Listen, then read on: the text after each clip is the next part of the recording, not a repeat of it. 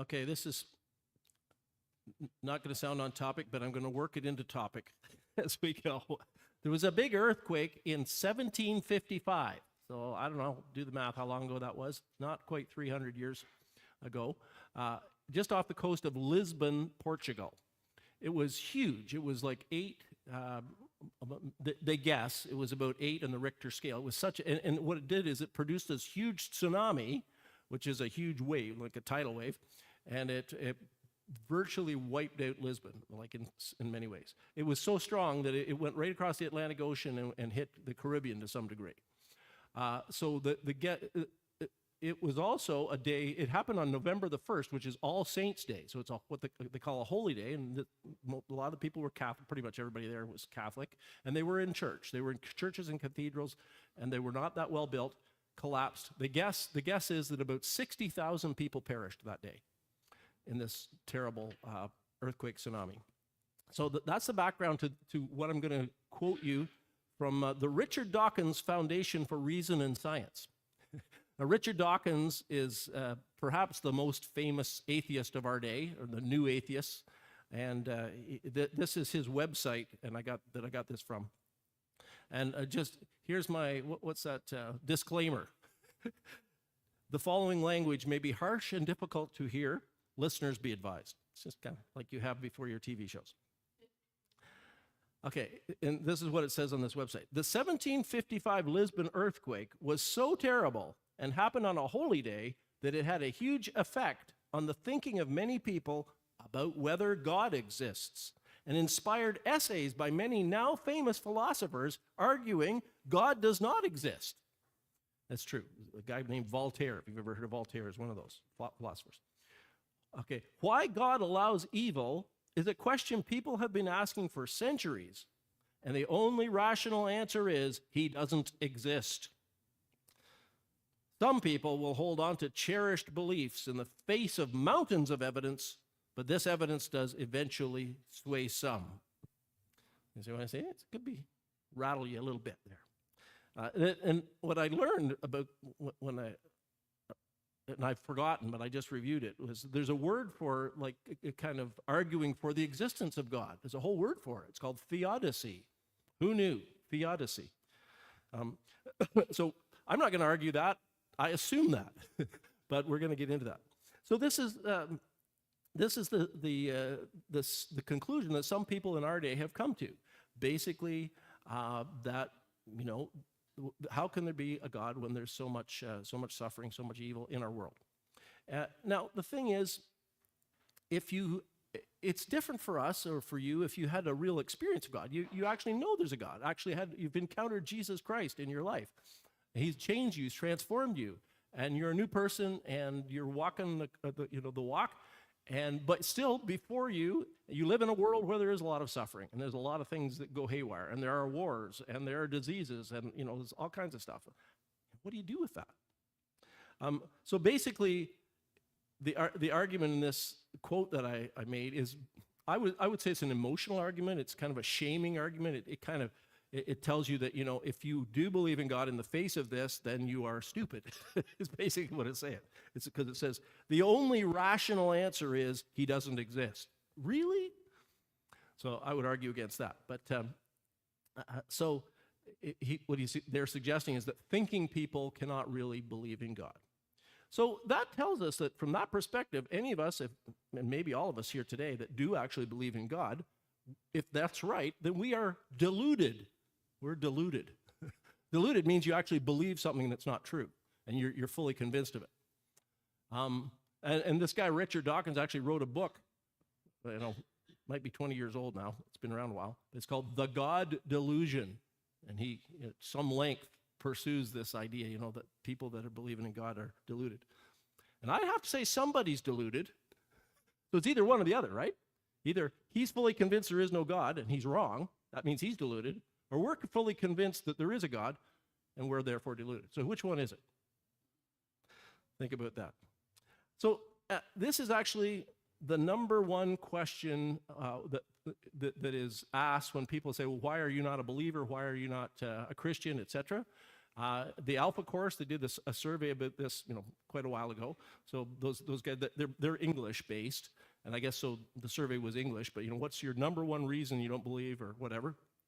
And the same thing happened in the States with a guy named Lee Strobel, who's a Christian apologist. In other words, he argues for the truth of the Christian faith, and he was an atheist. Some of you have read some of his books, The Case for Christ, The Case for Faith, The Case for Creation. He's written a bunch. And he was a renowned journalist for the Chicago Tribune, and he converted to Christianity because of the evidence. So there you go.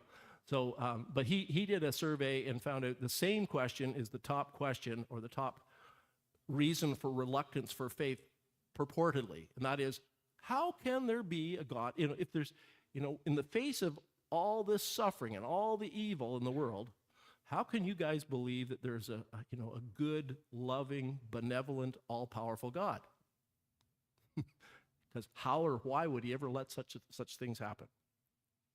So part of the problem here is the question assumes, the perspective assumes that people know how to do God better than God does, right? And in fact, I've had this conversation with a gentleman who is an atheist, but liked to have conversations and arguments.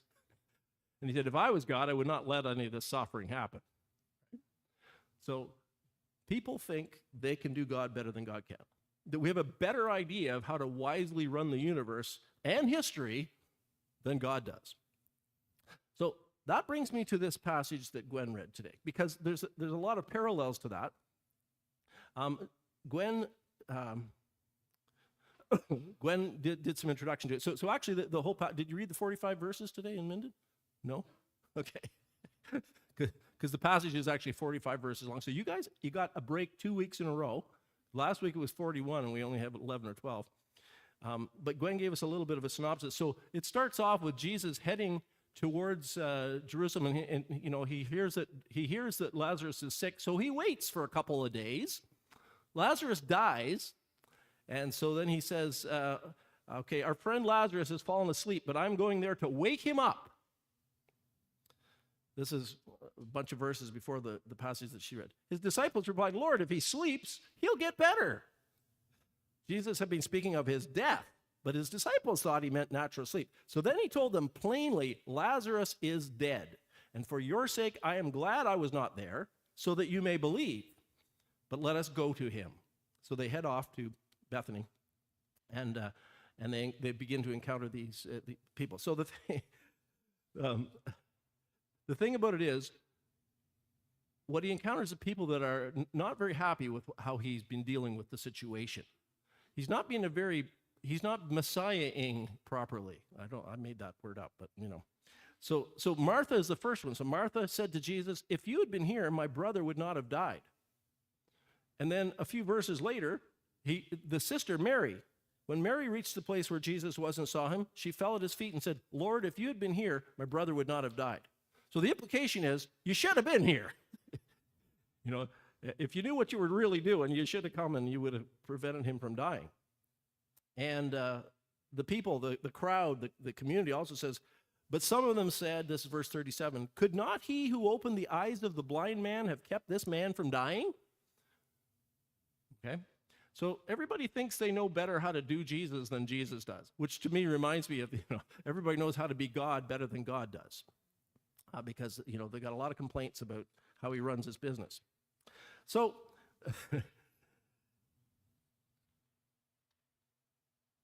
it's a big question.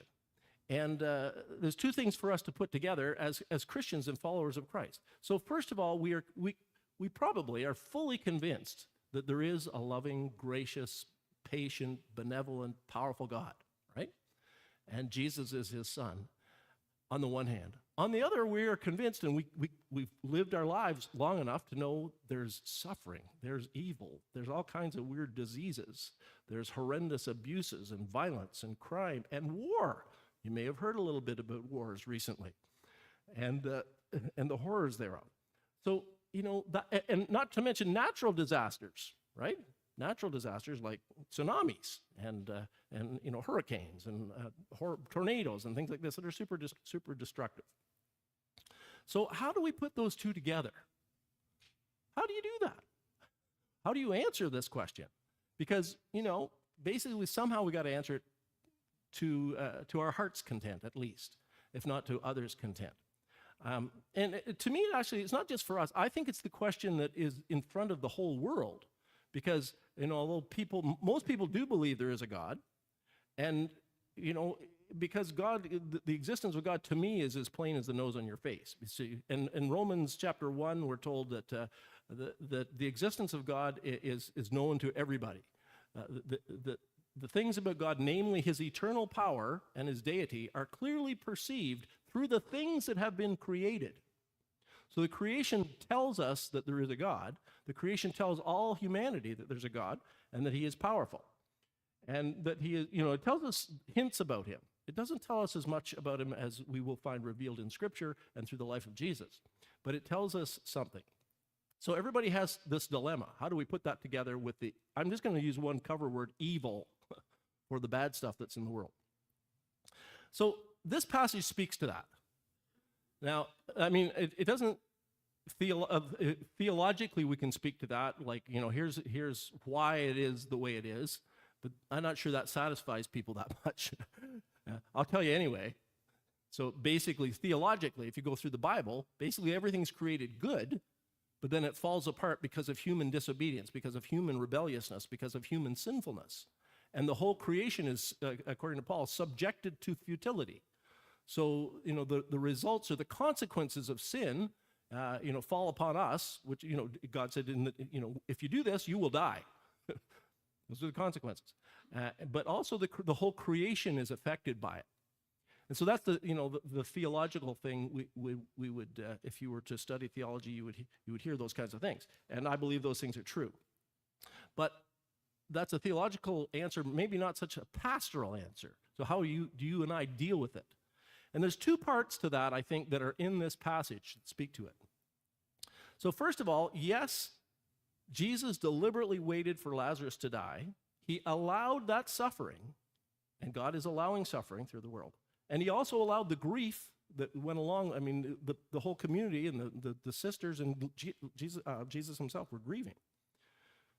But he was using this as an opportunity to demonstrate his solidarity with us. He was showing his deep, deep compassion and concern for the human condition.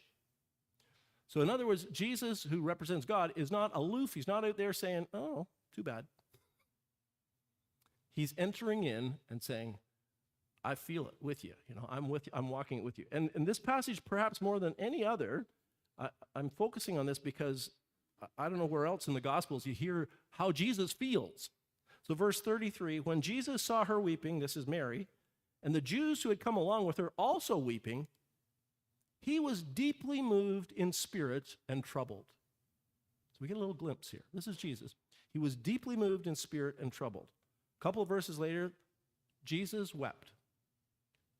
Shortest verse in the Bible, too. Okay, keep mentioning that. Then verse 38, Jesus, once more deeply moved, came to the tomb. So what God is doing through the Gospel of John here is telling us something about how Jesus felt, and Jesus is God come in the flesh. When faced with the grief and the suffering and just how upsetting it is for us as human beings to lose somebody. So he was with that. Now, not to mention, if you want to go into his solidarity, because I've said that this is very much parallel.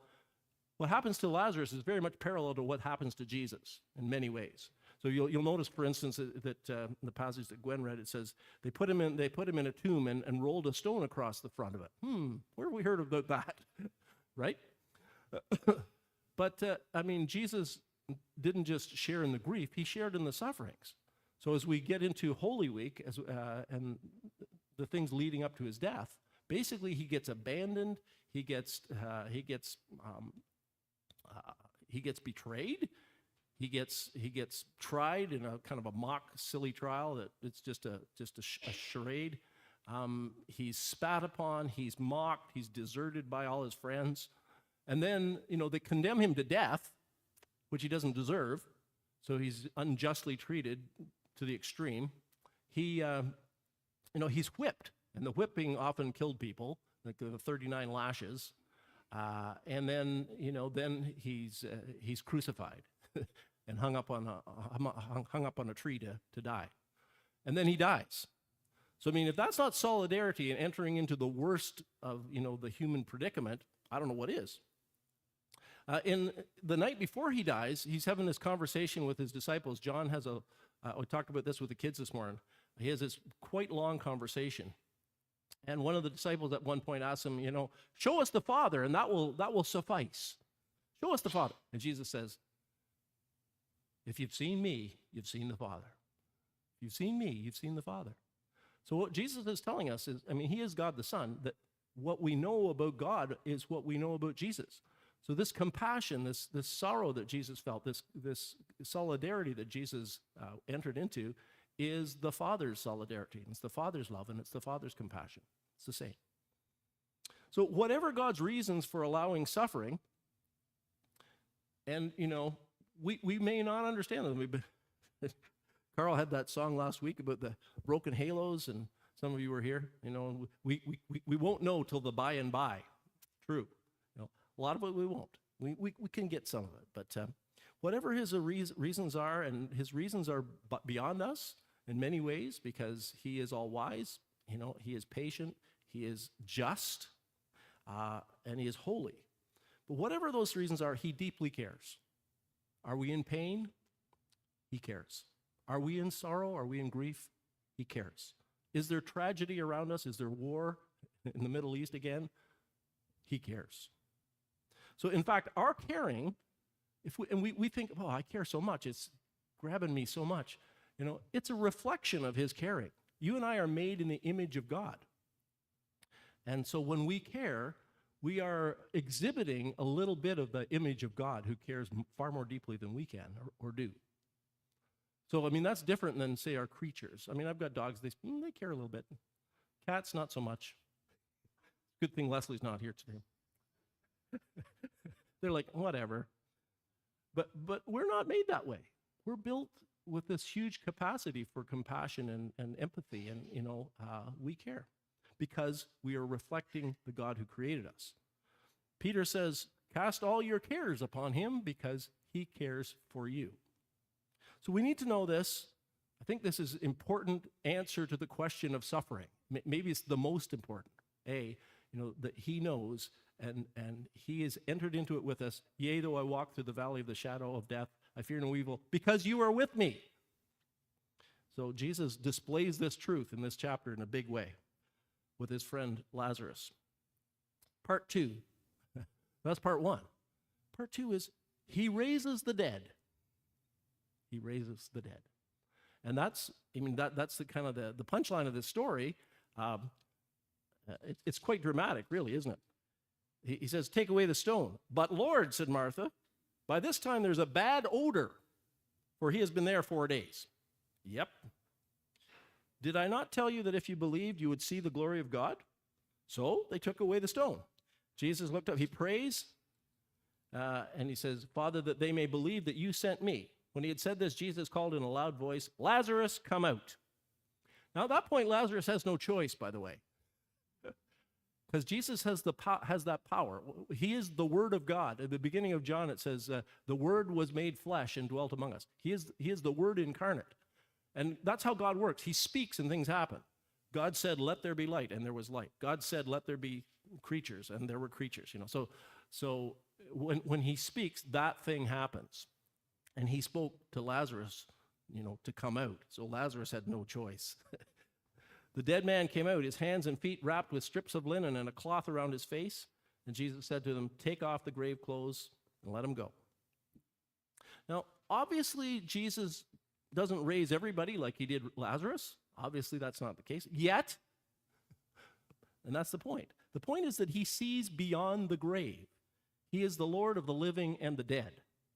There's a passage in the book of Romans that says, for this reason, Jesus Christ died and rose again, that he might be Lord of both of the dead and of the living. So God, we see things from just this kind of little chunk of time where we live. And we think, the worst thing that can happen is that I can die. No, it's not. And God sees beyond that. So in fact, remember when Jesus was having this argument with the Sadducees? And he quotes some of Scripture to them, and he says, God said, "I am the God of Abraham, Isaac, and Jacob." Well, he's not the God of the dead, but of the living, because to God, everyone is living, and to Jesus, everyone is living. So, there are horrors in this world, but God sees the other side. He looks beyond the grave. In his conversation with Martha, before he raises Lazarus, he tells her straight up, "I am the resurrection and the life. Whoever believes in me, though they die, yet shall they live." So this is sort of central, the core of our faith. And people may say, "Oh, that's just pathetic. You guys are just looking for the life to come." The communists, when it said, so the religion is the opiate of the masses. It keeps them duped, right?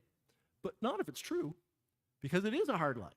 And there is suffering. It's wonderful. There's joyful. There's a beautiful creation. I mean, all that is mixed together. This mixing of beauty and love and relationship and plenty in the midst of suffering and cruelty and strangeness and sickness. And so God has promised us, and Jesus makes it clear that this will happen, that will all pass away.